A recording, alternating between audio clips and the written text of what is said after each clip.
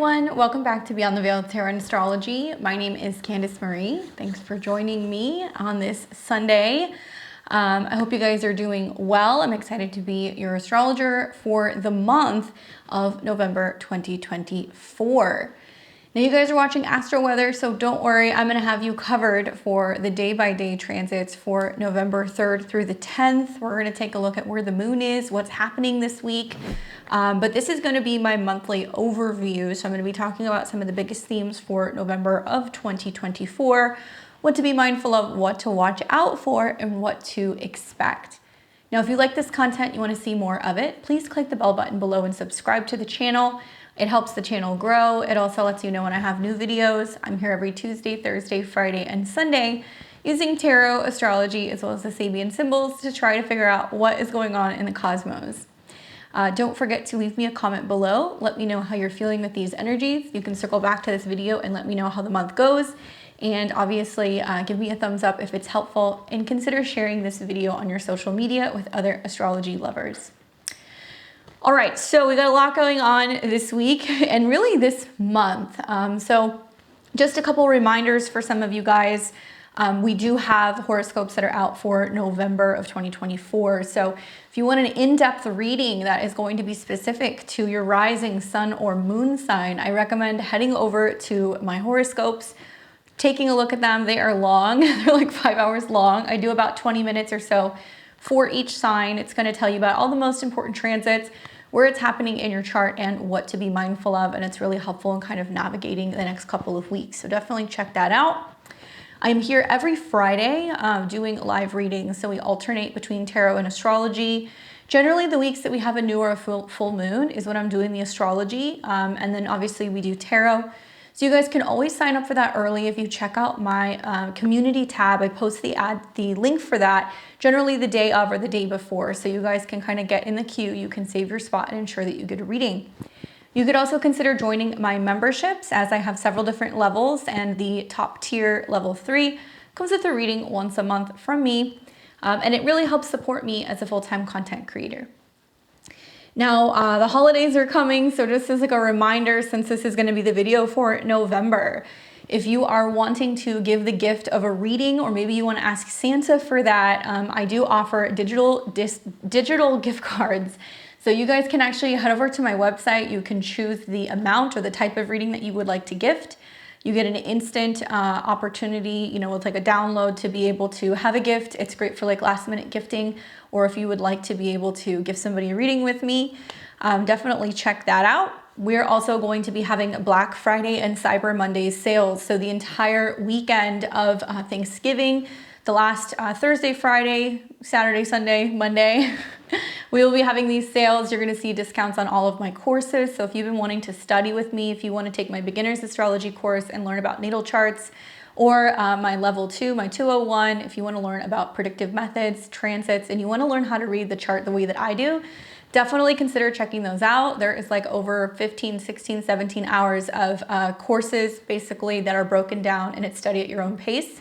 And I also have a tarot course as well as all of my mini courses. I've got like a relationship one and some other stuff there that'll all be on sale.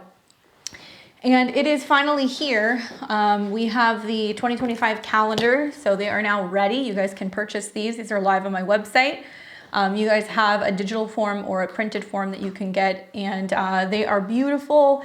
There's a new format. They're all astro goddesses this year, and I do a 3-card tarot spread as a part of each month. So you get like a tarot reading to give you some insight for the weeks ahead. So lots of cool stuff out on my website. If you want to see any of this information, check out my website at beyondtheveiltarot.com.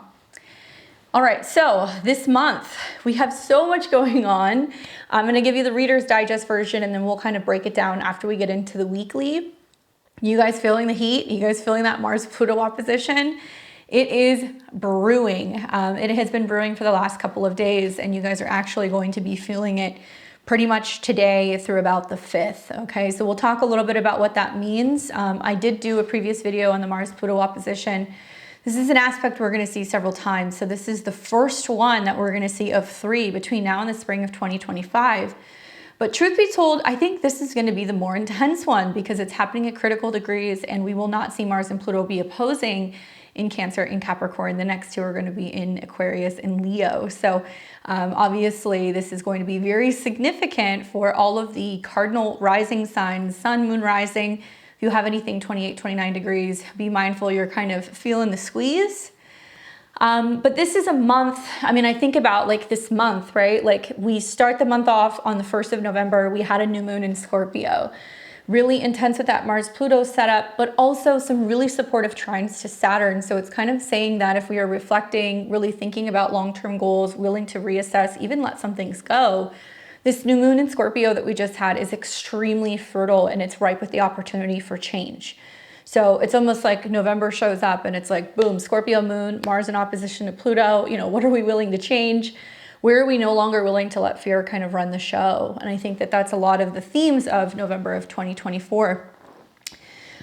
So this month promises great change. We're also going to see a full moon shakeup that's going to be happening mid-month. There will be quite a significant full moon in Taurus. Generally beautiful to see the moon in Taurus, right? Very abundant, rich. It's about pleasure, you know, resources. However, this is going to be a moon that is conjunct Uranus in Taurus. So it is definitely going to rock, rattle, and roll. The positive is that, you know, we're going to see Venus in Capricorn at that time. So there is some support, there's some stability. But for a lot of people, this can represent a bit of like a curveball and definitely some colorful situations going on with kind of significant, you know, turning points that are going on in financial situations, especially when we think about the full moon in Taurus. The sun is in Scorpio, so it's highlighting the themes of change, resources, debt, investments, loss, you know, anything revolving around borrowing, money owed. So my eyes are on the markets, my eyes are on what's going on also with the banks right around the time of the 15th.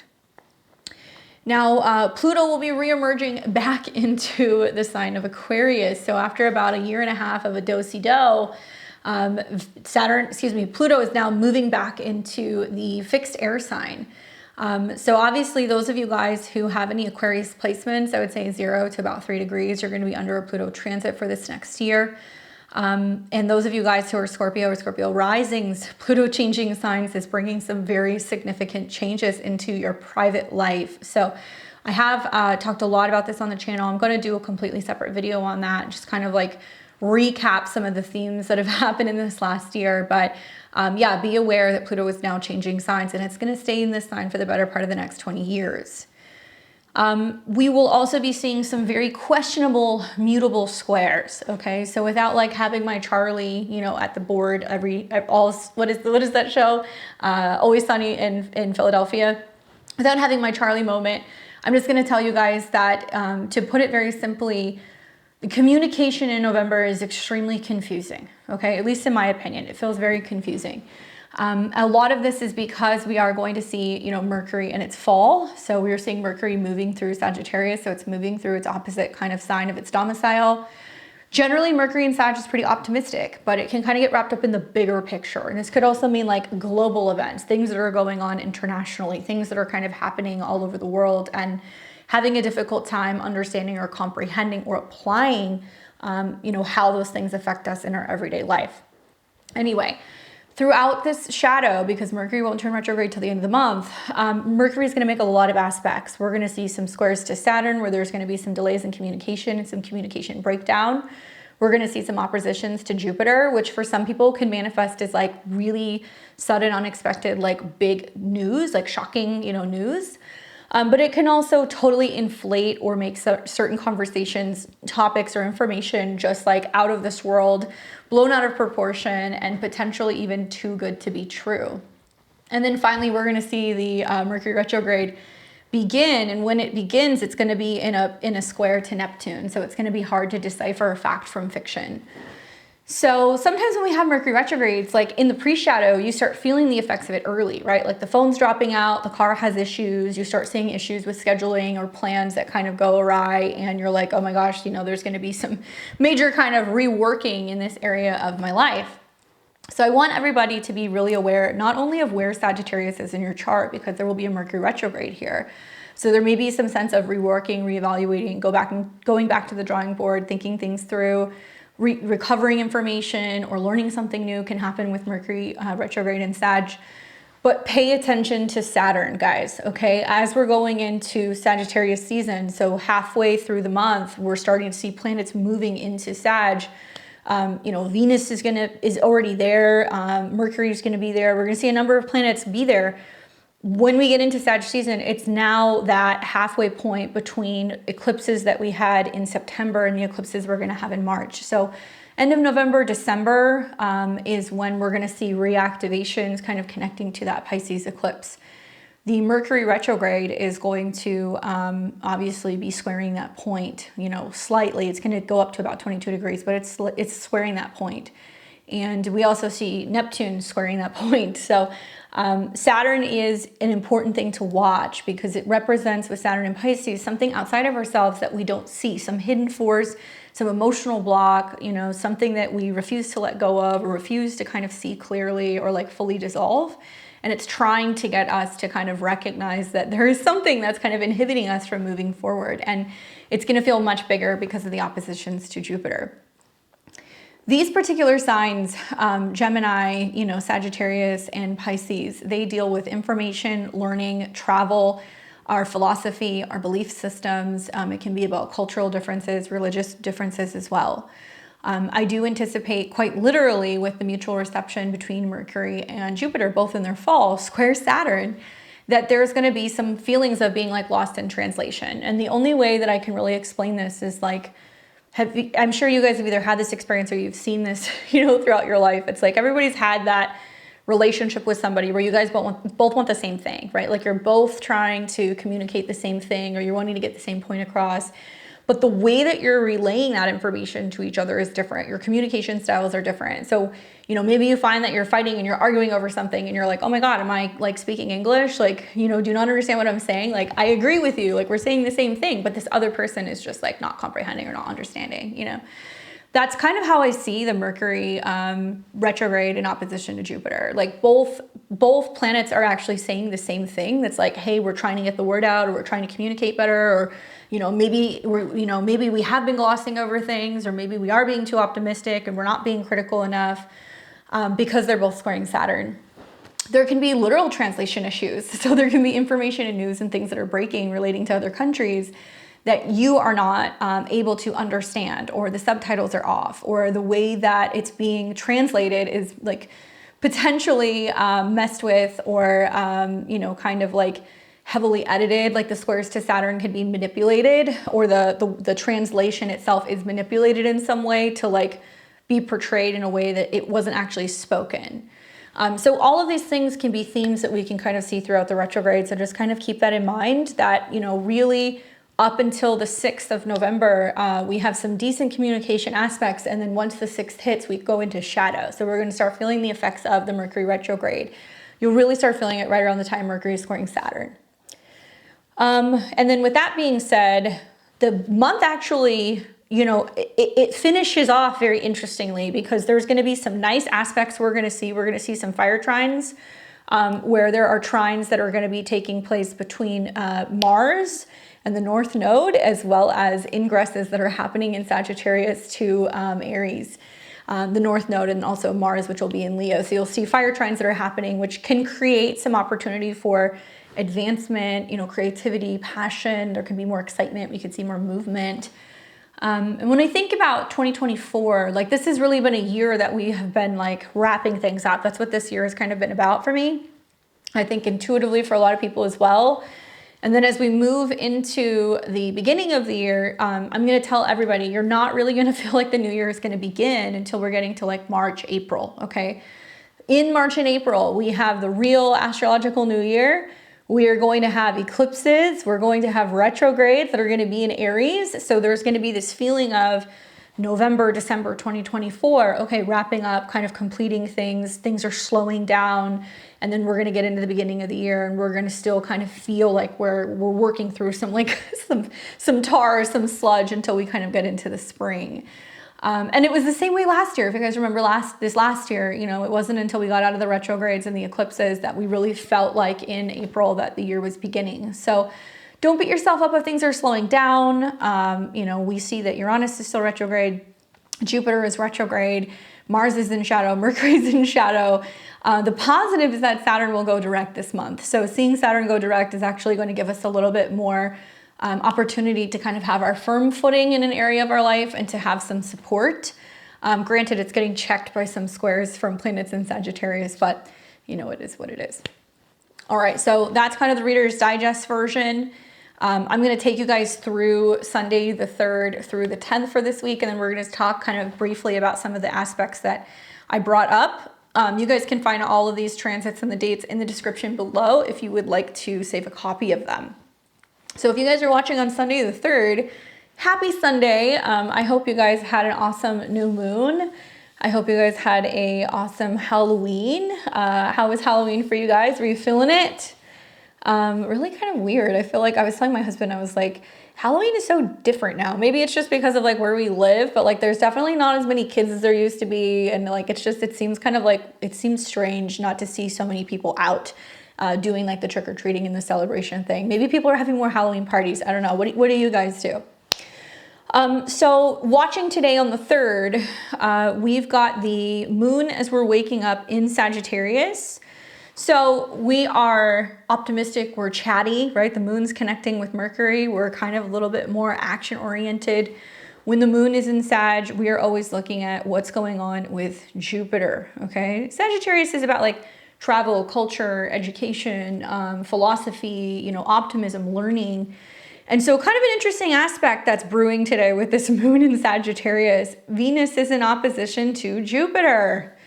Big love stories, big opportunities for love at a distance, you know, kind of believing in the bigger picture, believing in that things could be, you know, better than we ever believed. Maybe we're a little optimistic about some of the changes that are coming. Obviously, Venus is connected to the South Node. So there is some sense of like something shifting, revolving around our philosophy about relationships, money, and values. And as you see the moon go through Sagittarius today, it's going to later in the day, the only real other aspect it's going to make, other than a very chatty kind of morning or a morning where people are talking about traveling or what's kind of going on with global affairs, we will see the moon come into a trine with the North Node. So that's going to happen around midday. And that's a nice aspect because there's something aligning about what we're learning, what we're experiencing, where we're growing. And also our path, our identity, our purpose. So we feel a little bit kind of like feisty with this aspect kind of brewing in the air. Nice break to see that trine, especially just like the last couple of days having had Mars and Pluto in opposition. It feels very tense and it feels like there's just a lot of like, almost like animosity kind of in the air. Like the tension, you can cut it with a knife with Mars-Pluto oppositions. So, you know, yes, we're going to see it again, but I feel like this is a nice kind of reprieve from some of that heavier energy. And maybe we're a little bit more positive and optimistic about where we're going. We are also going to see later in the day, the moon come into a square with Saturn.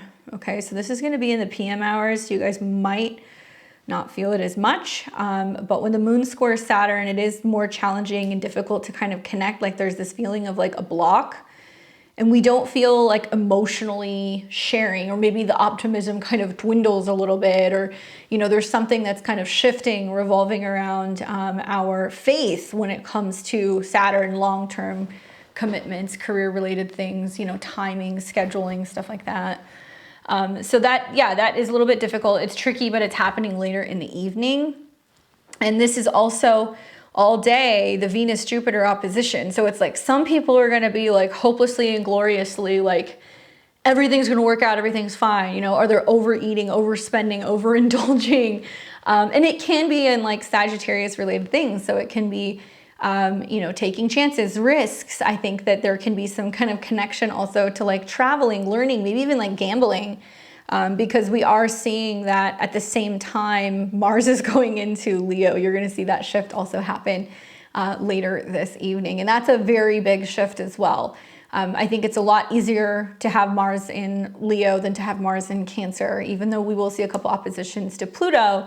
This is where we take action, right? Especially with the North Node being ruled by Mars. It's like Mars in Leo for the next month is about people being bold, being brave, being creative, having fun, risking, gambling, romancing, creating, dancing, designing, performing. So this is like a really great energy, I think, even in spite of like the shadow.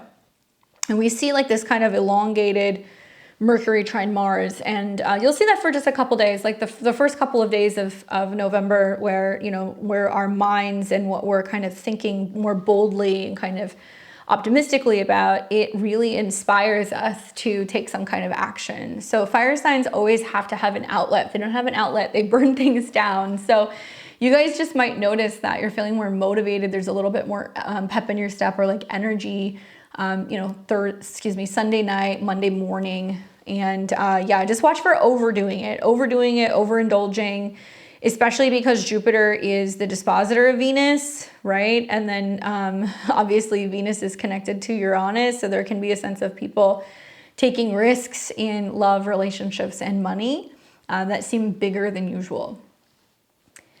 All right, so then obviously, like I said, Mars is in Leo. It will be there for about a month. I did a preview video this last week where I kind of talk about Mars going through this sign, some of the themes and what I'm anticipating, what this is going to bring up and how to work with it. But I take you all the way up to like when Mars is then coming back into Cancer. So it's just kind of the part one. So definitely check that out. I also cover this in the horoscopes, but just know it's more kind of like leading with the heart. And there's definitely more swag and like creativity that kind of comes through with Mars and Leo. So that's going to be really significant for those of you guys who are a Mars ruled chart. So Aries and Scorpio, but also Leo and Leo rising. This is going to be something that's really kind of activating and giving you a little bit more energy.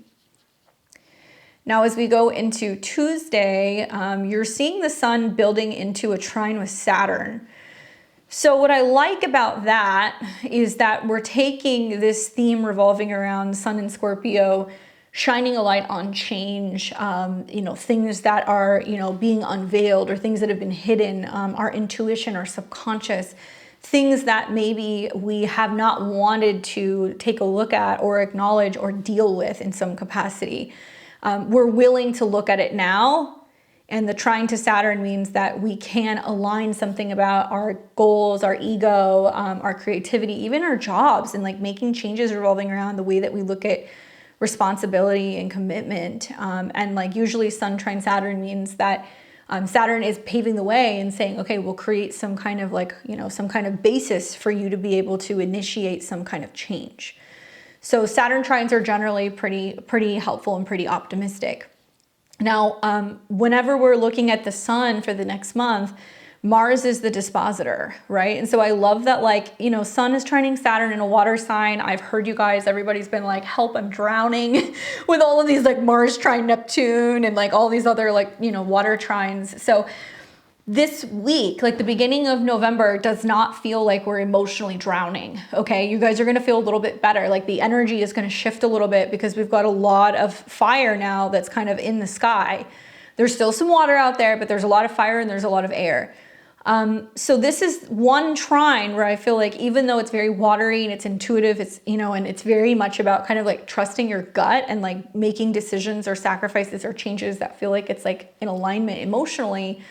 Mars is connected to the sun, so it's leading the way. And Mars is saying like, yep, you know what? Now is time. And Mars in Leo is about life. It's about what we're creating. It's about our happiness. It's about our heart space. So we're going to feel, I think, a little bit more courageous and a little bit more bold with kind of going after what we want. And we know that in order to get something new or in order to make a change, we have to kind of like make way and like allow things to kind of complete or dissolve like naturally. So there is like this give and take energy in the sky that's kind of coming up at the beginning of November. The other thing that you're going to see is just a ton of aspects with the moon on Tuesday. So first aspect the moon is going to make obviously is it's coming out of a square with Saturn, which was happening on Sunday night. So we're kind of, getting a bit of a reprieve from that.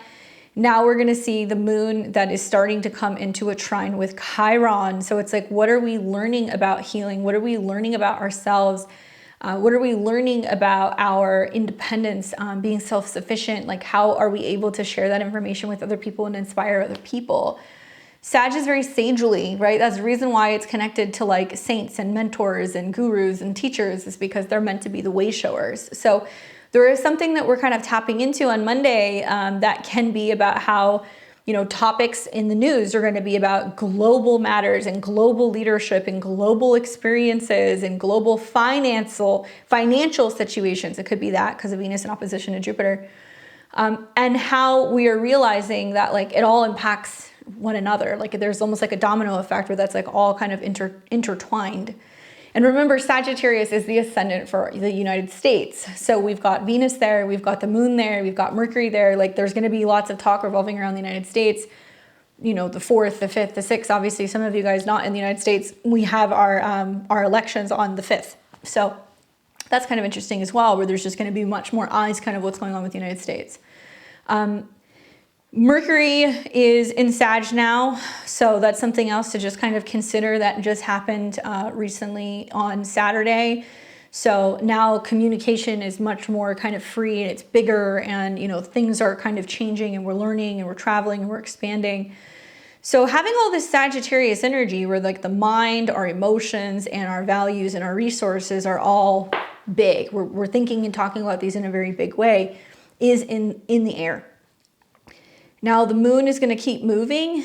It looks like it's going to pick up that trine to Chiron, and that's going to happen in the afternoon. And right when the moon's trining Chiron, it's going to conjunct Venus. So Monday is a day where, especially like in the afternoon, there's a lot of opportunity for like emotional healing and like sweetness and nurturing and forgiveness. And, you know, moon Venus aspects are really about feeling into and indulging and being like emotionally more so available. So I like this aspect for love, relationships, indulgence, you know, maybe some kind of planning. Maybe it's going to be about having conversations that can be healing, you know, motivating each other and ourselves with Mercury trine Mars is definitely in the sky. So it can be talking about where are we going? What are we doing? So lots of people can be planning things revolving around travel. All right, so then the moon's going to keep doing its thing. We're going to see towards later in the day, the moon is applying to a square with Neptune, but that looks like that's going to happen overnight. And with moon square Neptune, we're more sensitive, we're more empathic. There is like a sense of also questioning, like, what's going to happen? Is everything going to be okay? You know, Neptune in Pisces is kind of like, it can spiral. We can definitely see some spiraling. And moon in Sagittarius can mean like it's about how people globally or internationally are reacting or responding to Neptunian matters. Weather changes, flooding, stuff with oceans, things revolving around health, wellness. I remember telling a lot of people, I don't remember when I said this, but I said this a couple months ago. I was like, Mercury rules the lungs, okay? And it has connections to breathing in the airways. And that when we had Mercury go retrograde in Sag, we would see lots of news coming out revolving around like how like a lot of people are getting sick because it would oppose Jupiter in its fall and it's going to square Saturn, which is about restriction, and it can also be about illness. So this news may continue to get bigger. Like I'm hearing stuff where people are like, I have norovirus, and then other people are like, I got COVID again, and then other people are like, I have pneumonia. Like weird things are kind of coming up that's involving the lungs. Anything you can do to support your respiratory health, your lungs, breathing, anything like that is going to be incredibly important prior to this flu season. Okay, guys, because I feel like the oppositions and the squares can really create lots of issues for people health-wise, and also like possibly because Mercury's health, the retrograde in Sagittarius, could be there's new health guidelines that they try to put out in certain places. We're already hearing about that in California. They're going back to masking in medical kind of settings in some places in the Bay Area.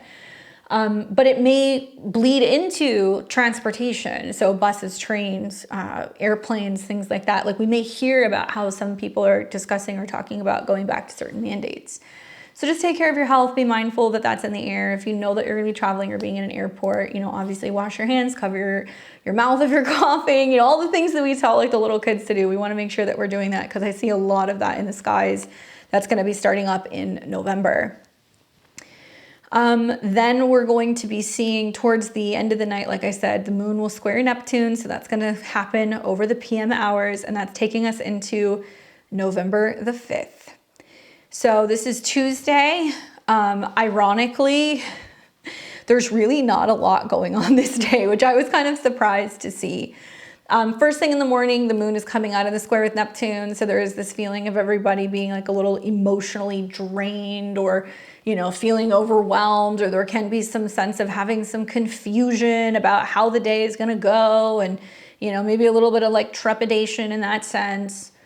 I do want to remind everybody also that Mercury is going to get up to about 22 degrees, okay, at the end of the month, and it will retrograde.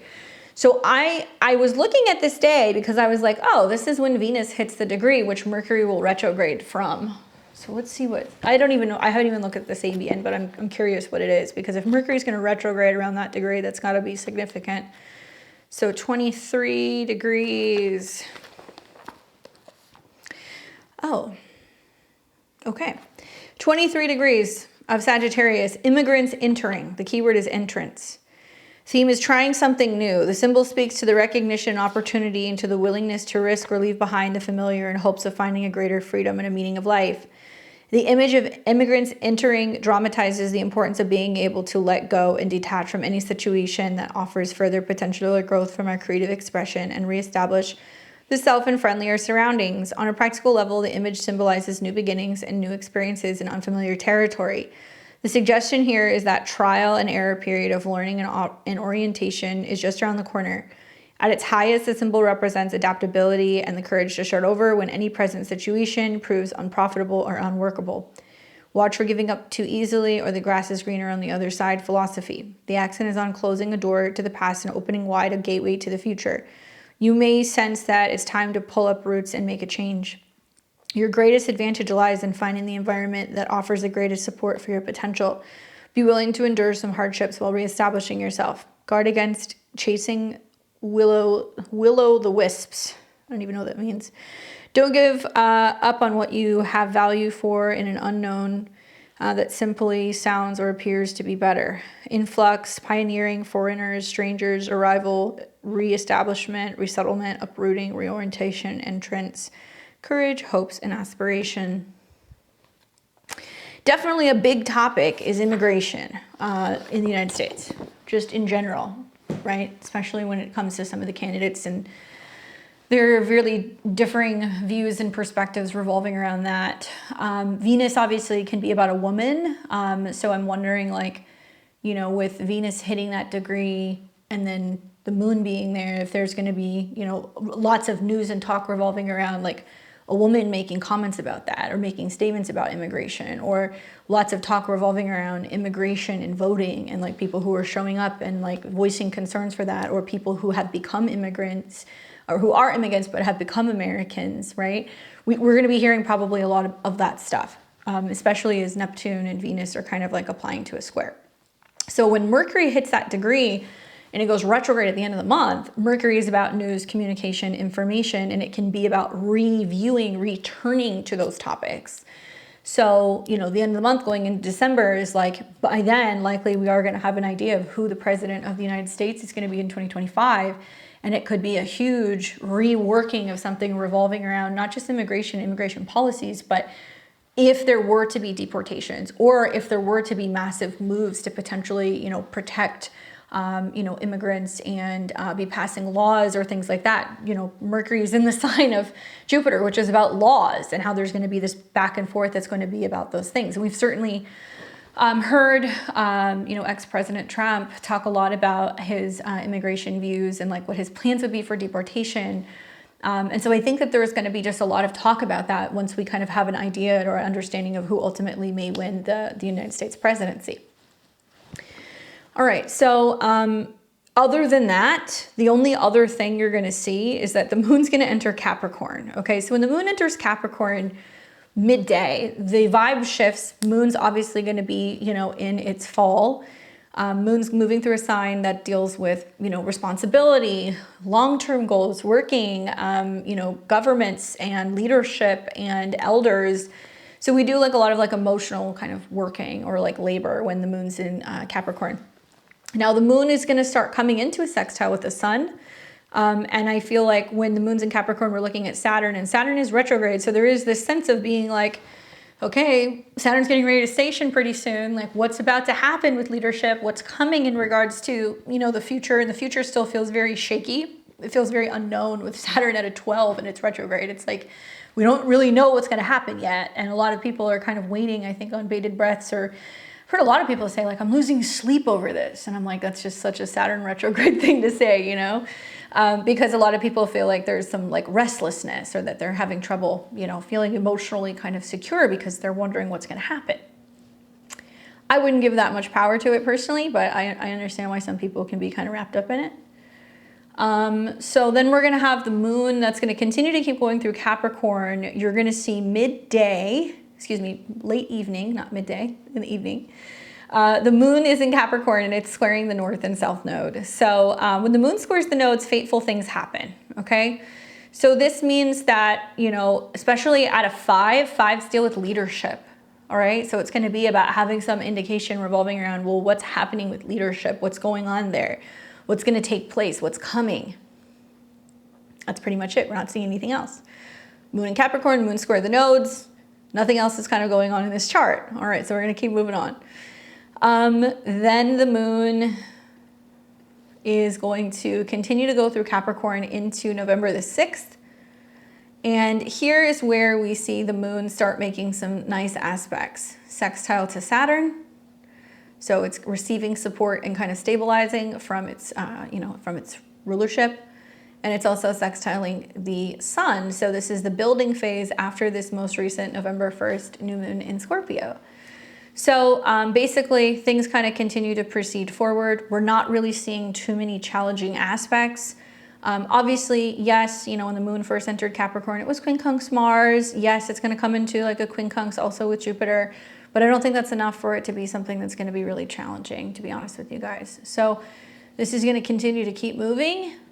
We will see Mercury and Sag trine the North Node later in the day. That's important for conversations that are very like fated, like there's some kind of destiny aspect kind of connected to that.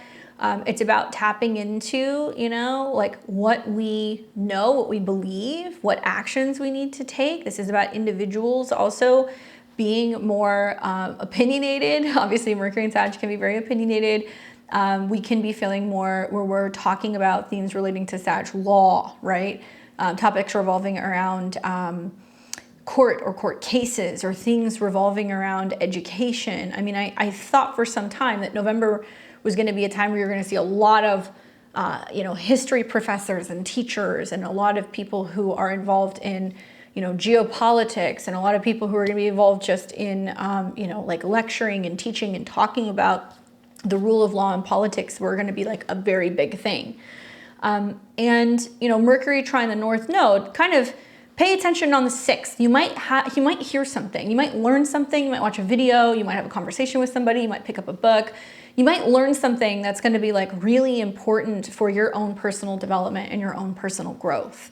Remember that the ruler of this is Jupiter, okay? And Jupiter is still retrograde, but Jupiter in Gemini is at a 19. So something outside of ourselves from another person, something that somebody tells us that is beneficial. Could it be constructive criticism? It could, but it could be something that's like, hey, this is great, but this is how I think you can make it better, or I think you have so much potential. Let me assist you, or let me show you, or let me help you.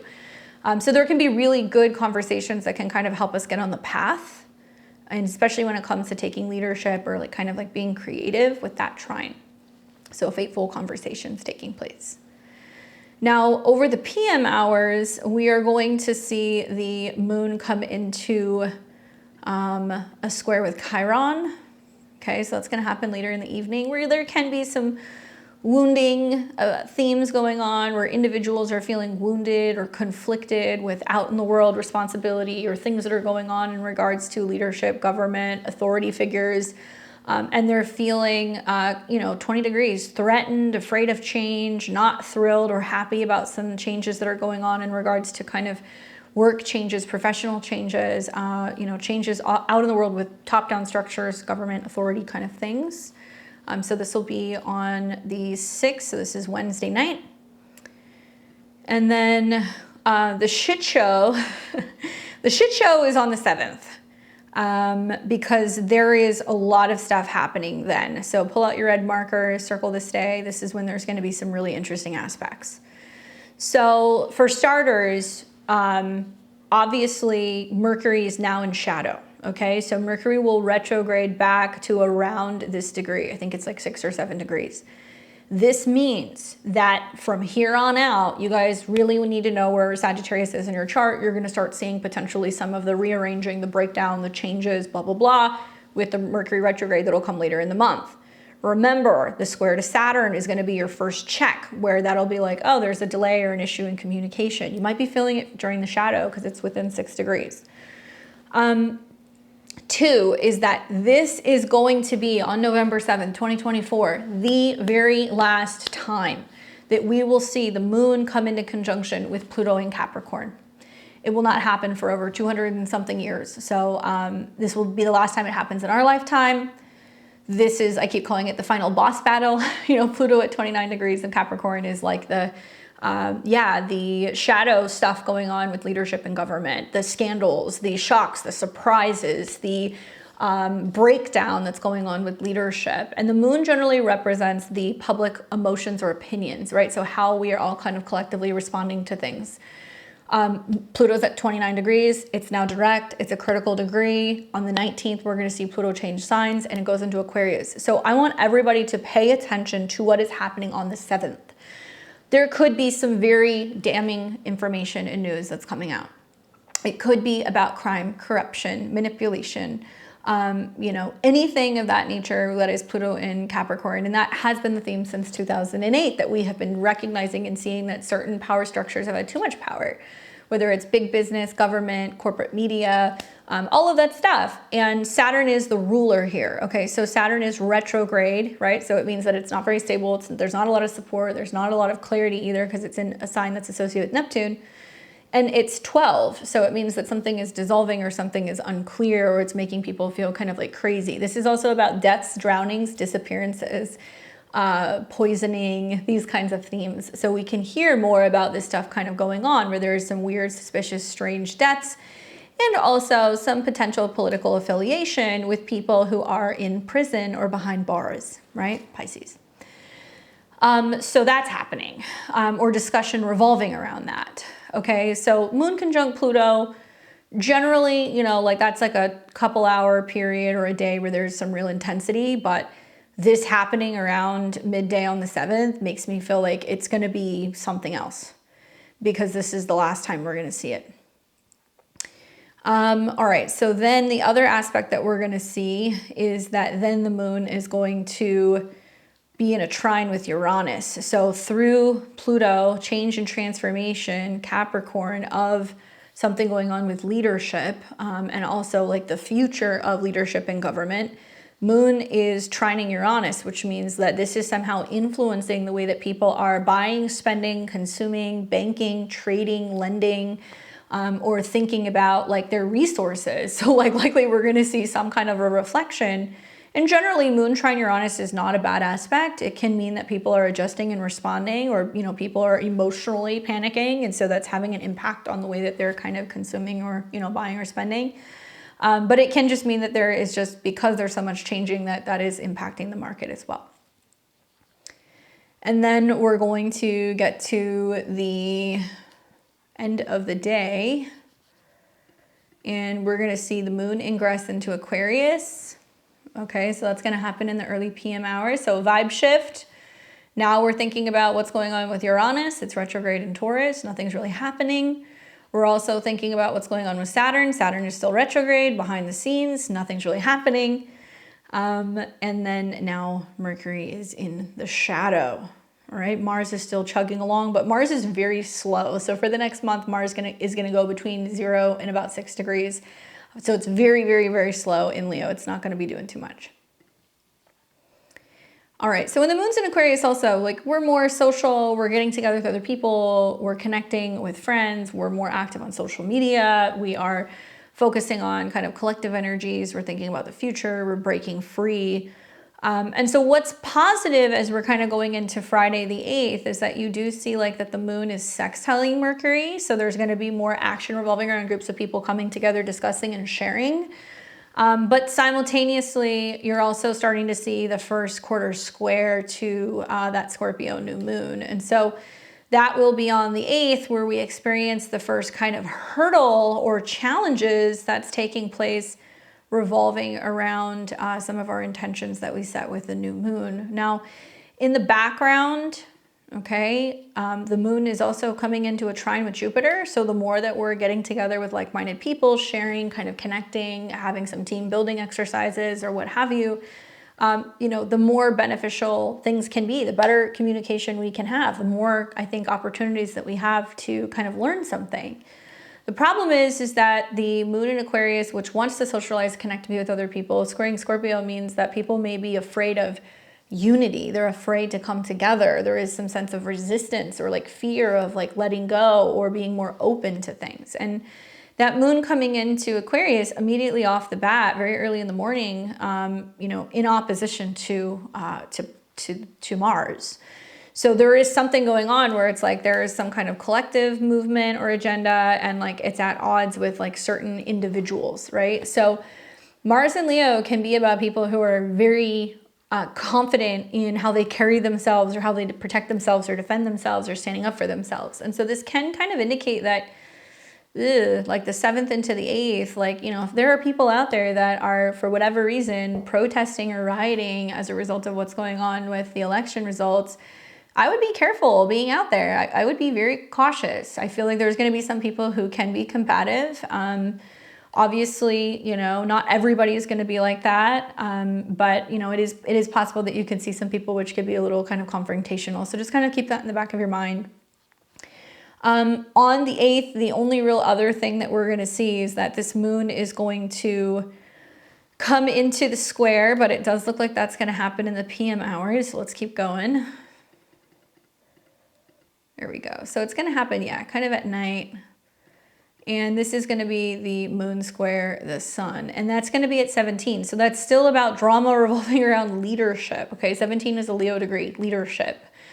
So what's going on with leadership? What's happening in regards to that? And like the drama, and like Aquarius is going to be the reactions that's coming from the crowd, the reactions that's coming from people online, the reaction that's coming from, you know, groups of people. And overnight, the moon will continue to keep moving through Aquarius. And then when we wake up on the 9th, it's coming into a square with Uranus. Okay. So this is destabilizing. This does have an impact on markets, resources, finances. This could be changing situations with the public, with people, and like the impact that that's having on resources.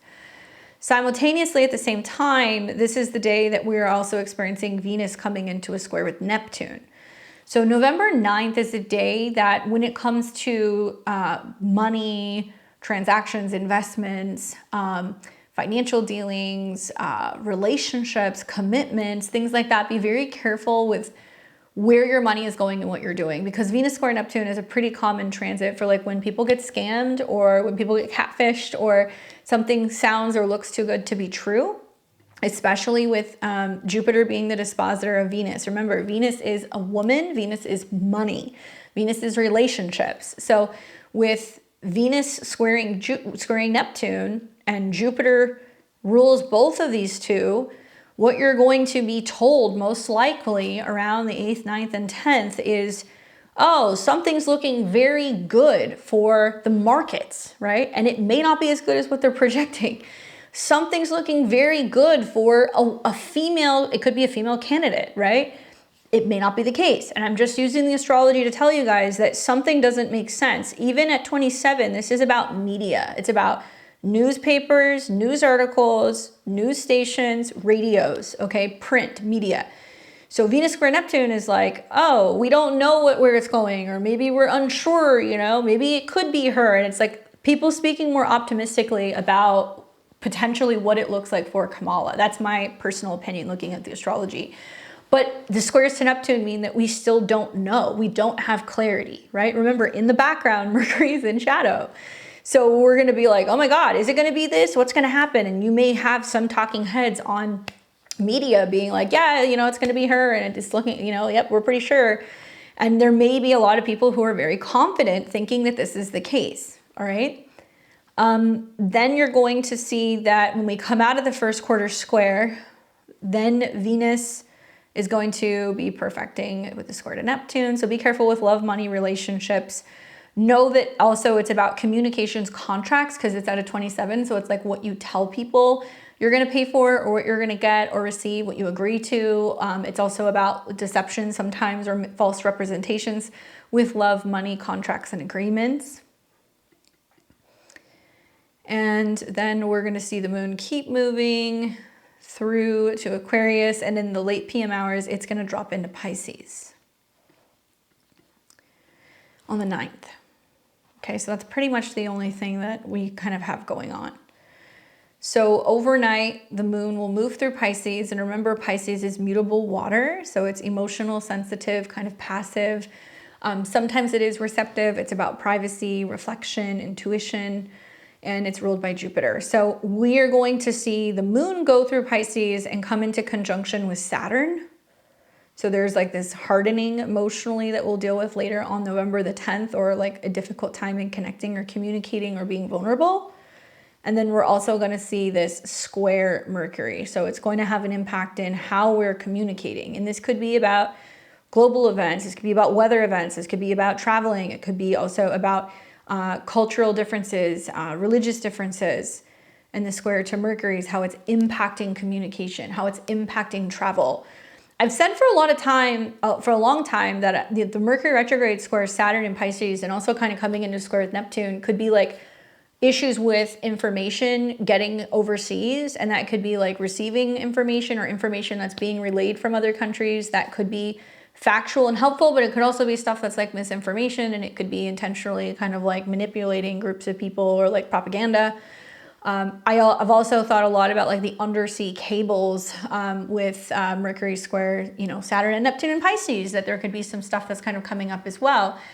Some of this stuff is already happening, so I don't want to get too much into it, but if you go and you do your research, you're going to see in certain like independent media, there is information coming out revolving around leaderships of other countries dropping information and like dropping, reports, basically being like, this is what we know about what's going on with your up and coming elections, being like, we know that these things are happening, or that this is about to take place, or some kind of interference. So it could be more on some of that stuff, like that's possible as well. And I'm obviously looking at Jupiter here. So there's nothing really kind of going on with Jupiter.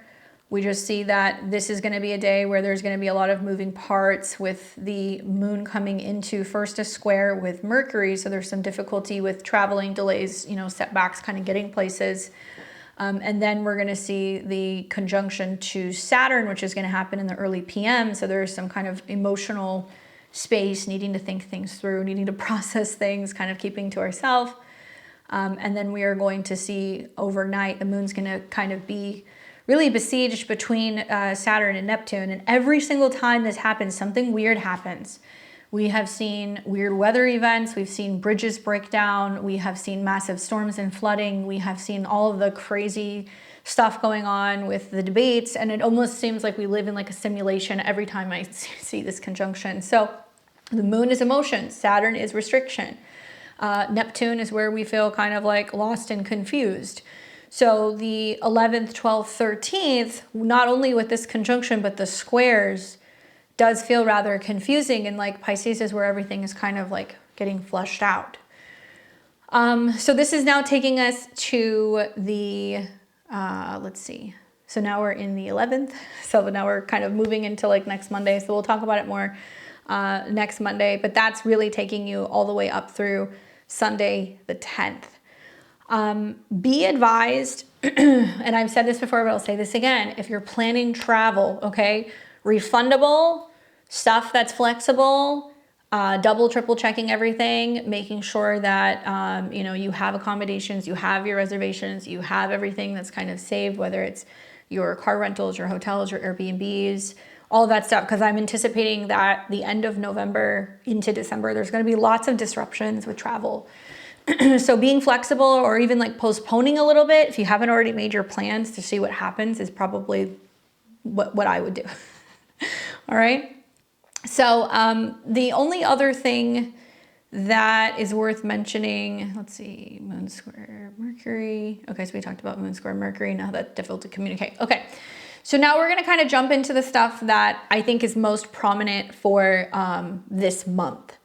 Okay, so something that I want to start with first is the ingresses. So you guys know by now that Mercury is in Sagittarius. It's going to be there for several weeks because of the retrograde. Mercury in Sagittarius, pros, optimistic, great for learning, great for exploring new topics, taking courses, learning about other cultures, languages, like it's great for that. But this is the area that's going to be under construction basically this month because of the Mercury retrograde. Now, on the 11th of the month, we're going to see that Venus is going to enter into the sign of Capricorn. So Venus is changing signs. This is going to be most important for my Taurus and my Libra risings as your chart ruler is on the move. Obviously, Capricorn, Sun, Moon, Rising, having Venus transiting through your sign is really great because it's basically the goddess coming and blessing you in some way when it comes to relationships, love, money, and also personal beauty and attraction.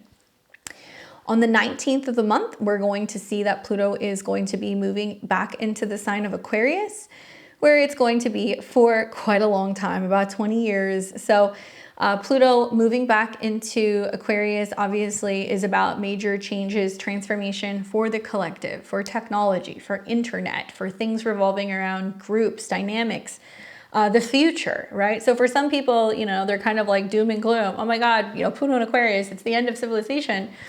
But I think in the back of my mind, actually, it's the beginning of something brand new. And you guys aren't really going to see that until next year when like Saturn is in Aries and Neptune is in Aries. And like we're able to start focusing on new things that we can kind of build and that we can achieve. And like there's new goals that we have. And like humanity is going to go through like a massive shift. And that's going to sextile Pluto. So this is like where in some cases, like developments in technology and coming together collectively and like creating solutions for the future is going to free up a lot of time where, people can have more time to do what they want to do. Saturn and Neptune in Aries is a new reality for individuals, and it can mean that we have more time to dedicate to spirituality, right? To learning about self-healing, to creating art and music and like other things that are going to be brand new, like really big things for humanity. So we have not seen this conjunction between Saturn and Neptune since like the Bronze Age. So it's been thousands and thousands of years. So I'm doing like a whole workup on that right now for you guys for the spring. But essentially what you need to know is that Pluto going into Aquarius, generally every time it goes in and out, we see some really big theme that happens revolving around the house that it's in and the sign. And it does at first feel like a crisis. But it's awakening us to recognizing and realizing that we need to evolve. We got to keep things moving. It's going to move a lot faster than Capricorn. So Pluto in Aquarius is fixed air, obviously associated with both Saturn as well as Uranus. So there's going to be more power to the people. And this is like reminiscent of, kind of what was going on with the tail end of the American Revolution, the French Revolution, and lots of changes that happen where we can see that when people work together, they come together, they can create change. So it's in the air in a very, very big way for the next couple of years. We are also going to see on the 21st of the month, the sun enters into Sagittarius. So this is going to be the start of Sagittarius season. So if you are a November Scorpio, happy birthday. If you're a November Sagittarius, happy birthday to you guys. I hope it's a good one. Obviously, the pros of Sag season is that we get active, we get out there, we learn things, we're more adventurous, we're more daring, we're willing to take risks, we want freedom. The challenges is that we have seen a number of planets come into a square with Saturn, so we hit a roadblock or a delay. We also have seen a number of planets square Neptune where there is some confusion. So that's getting worked out through the Mercury retrograde. And as we come into the Mercury retrograde and then the Cazimi, that's going to start to reveal itself and we're going to figure out what the bigger picture is. Pros of Sag season is that, Sun trine Mars for a couple days makes us feel more action-packed oriented. We're learning, we're expanding, we're traveling. We are also going to see the sun make a trine with the North Node. So it'll be nice to see those aspects kind of sync up because I feel like it's bringing a little bit more heat, a little bit more spice, and a little bit more opportunity to kind of get out there, get active, and feel like more so alive. I think the fire trines are going to be well welcomed after some very heavy water aspects that we've seen in Scorpio season. Now there's one retrograde that's happening this month. That is going to be the Mercury retrograde that will be in Sagittarius. So the Mercury retrograde, even though the shadow begins on like the 6th going into the 7th, the actual retrograde itself will not be taking place until the 25th of November. So Mercury will turn retrograde at 22 degrees on the 25th in the PM hours, and it will be retrograde all the way back to about 6-7 degrees. So it looks like the retrograde, there we go, will go from November 25th, 2024 to December 15th, 2024. Okay, so if you have anything from, I would say, 5 to 23 degrees of Sagittarius, Mercury will be going retrograde through those degrees. Sagittarius, I talk a lot about this in the horoscopes. Definitely go listen to it. But I would say for everybody else, especially if you're like a Mercury rising chart, so if you're a Gemini or a Virgo rising, this is going to be really significant for you. Everybody's going to get hit by this. Even though Mercury is doing its thing in Sag, you guys have to look at where Saturn and Neptune are, because there is something that's confusing, unclear. We can't gain clarity. We're like, what is the purpose? And we realize, oh my God, something is changing, because the mutable squares are about change. We will also see this month that Saturn will go direct. So around the 15th is the time that we see Saturn go direct in the sign of Pisces. So if you are a Capricorn, Aquarius, or Pisces rising, this is going to really impact you. Saturn, commitment, long-term, our responsibility, our commitment, our vision, I think, for the future. And Saturn, this is its last retrograde before it eventually goes into the sign of Aries in the spring. So when we have a planet go direct, the themes of that planet become more prominent, and Saturn represents authority figures, right? Officials, superiors, elders. So likely Saturn going direct is going to have a direct effect on gaining clarity revolving around the future of leadership. Okay, so it will be direct all the way into the spring of next year. Well, the positive is that if you've been doing your Saturn work, and if you've been really working hard and you're committed and you've been making those sacrifices and you've been focusing on, bettering your spiritual self or your habits or maybe your mental health, or maybe you've been willingly giving things up or just learning how to trust the process, then now with Saturn direct, like, you'll see the benefits of that, right? You'll be like, okay, so I'm not getting hit so hard. But if you have not been doing the work in the Saturn area of your chart, look at the house that it's in. If you haven't been making that commitment, if you haven't been sticking to a routine or really, I would say committing yourself in that sense, then I'm going to tell you guys right now, Sagittarius season is going to hit you like a freaking freight train, okay? You've been warned. Because Mercury is going to square that, so it's going to create some communication breakdown or some mental challenges, some business challenges. We're then going to see the sun come into a square with that. So then we're going to have some other kind of delays and challenges. And this is what I've said in Sagittarius, I do think it's going to impact travel. And it could be weather related, but it could also be stuff that's post-election related, where some places are going to have some issues kind of getting in and out of town. I hope not, right? Touch wood. But it is possible. So just be mindful of that. That Saturn going direct, I think, is kind of like a reality check for all of us to see if we're really committing to some of our goals and we're staying the path. Now, you guys already experienced this new moon in Scorpio. We had it just a few days ago. But just as a reminder, the new moon that we had was on the 1st, and that was in Scorpio. So this was about planting seeds revolving around change. Very intuitive communication aspects, themes revolving around tapping into our intuitive nature, feeling into what needs to change.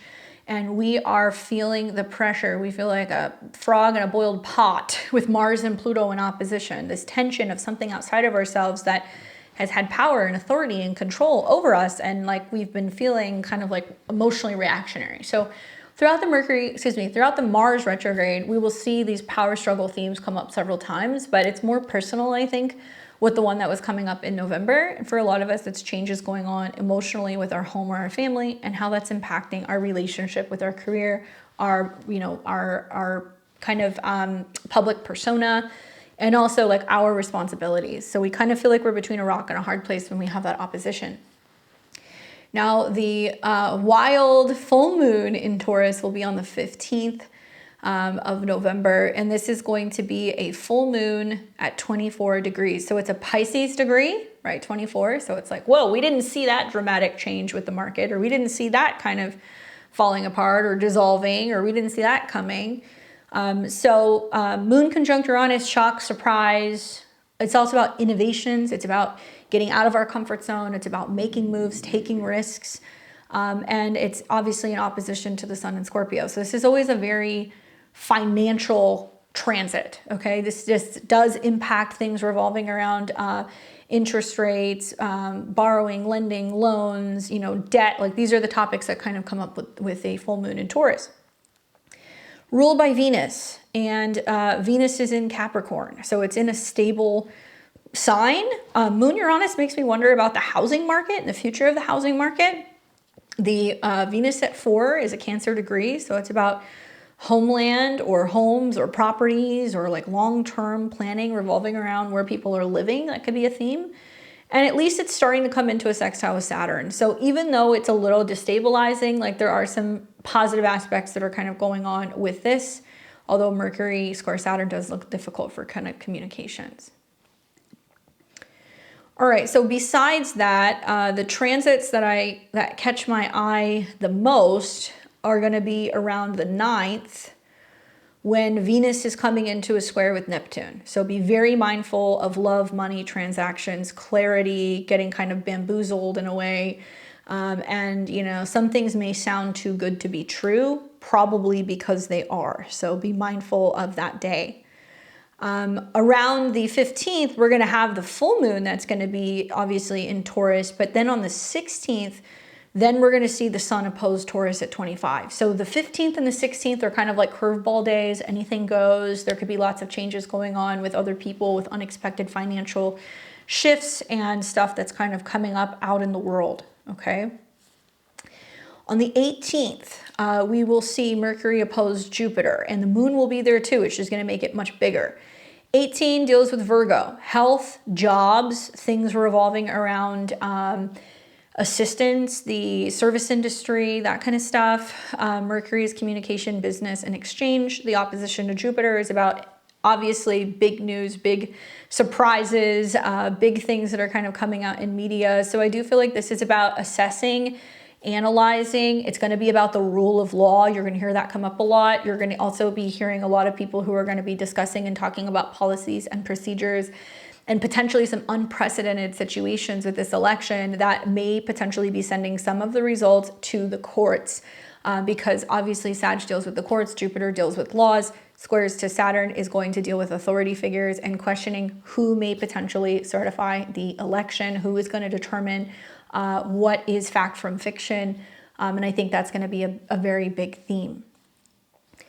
We will also see the sun trine Neptune. So there is some sense of softening, opening, compassion, releasing, letting go, kind of feeling like a sigh of relief that can be happening right around that trine as well. But we're feeling very inspired, intuitive, and kind of tapped in. Then you're going to be seeing on the 19th, this is when Pluto moves back into Aquarius, so it's there. So be mindful of that significant change, especially for Scorpio and Scorpio risings, and Aquarius as well. Obviously, it's very personal for you guys.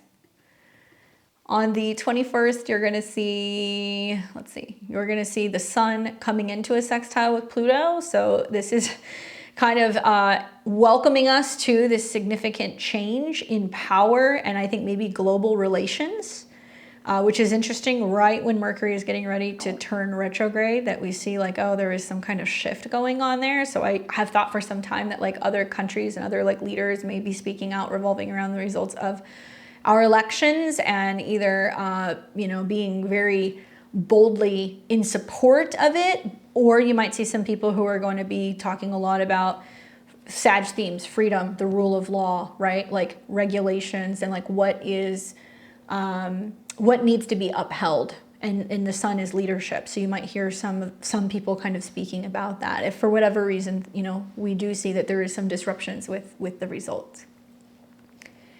We will also see on the 22nd that Venus is going to sextile Saturn. So that's a nice aspect.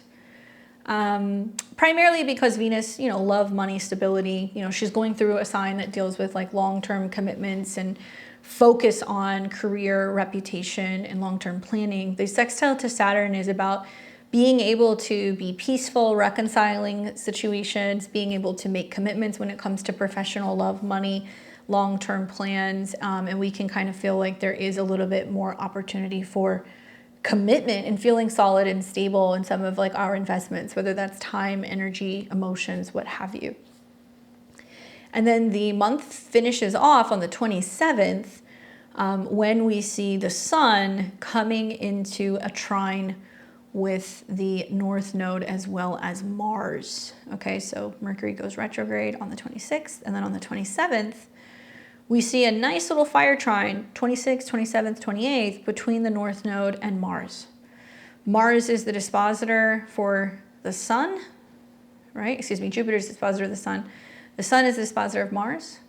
So it's basically saying, yeah, take action, be bold, you know, and then the trine with the North Node. So we're going to see people really riled up in a good way, in a way that's just kind of like people standing up, taking charge, you know, being really adamant about like pride and information and, you know, talking about like leadership. I mean, Mars in Leo, the whole retrograde is about changes in leadership and hopefully cease, you know, of war. You know, I'm hoping that it kills off or like literally slows down these talks of war. We've got multiple things going on, whether you're looking at, you know, Ukraine and like that situation still happening and being funded. If we look at what's been going on between Israel and Palestine, if we look at what's been going on with Iran, obviously, you know, we've heard China talking about the potential for, you know, needing to do drills and stuff because of a potential, you know, standoff or an inevitable war.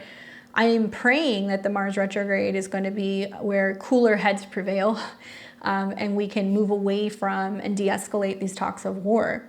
And that, you know, people are learning to move away from this, especially on a global level, right? Because it's not really helping anyone. So the 26th, 27th, 28th, there is a sense of stepping into this sense of having a lot of pride in how we are leading and teaching younger generations and like taking action and feeling really optimistic about what the future holds and feeling really incentivized. And I think it can be a real blessing in the midst of some other transits that are just a lot all month long. You know, once we see Mercury come into a square with Saturn, so from about the 11th or the 12th on, communication just goes absolutely haywire. So you guys just need to be mindful that we have to be patient with squares to Saturn and Neptune. We don't know the truth. We don't have the facts yet. Nothing is clear yet. And there is going to be a need to really take time to go through the process of the Mercury retrograde to really make sense of what's happening and kind of what's going on in the world. Okay. So with that being said, I hope that that's helpful in kind of giving you guys a rundown for what's happening this week as well as this month. Obviously, make sure you're subscribed, click the bell button below, so that way you can kind of follow along as these events are unfolding in real time. And you can also follow some of my new moon, my full moon videos. We talk about planets going retrograde, planets going direct. I already have some information out about some of this stuff, so you guys can follow it thus far. But let me know, how are you guys feeling? What are you anticipating with these transits? And I would love to hear your guys' comments on some of this stuff below. Let me know. Until next time, I will see all of you guys very soon. Enjoy your week and the month of November, and I will see all of you back here in just a couple of days. Take care.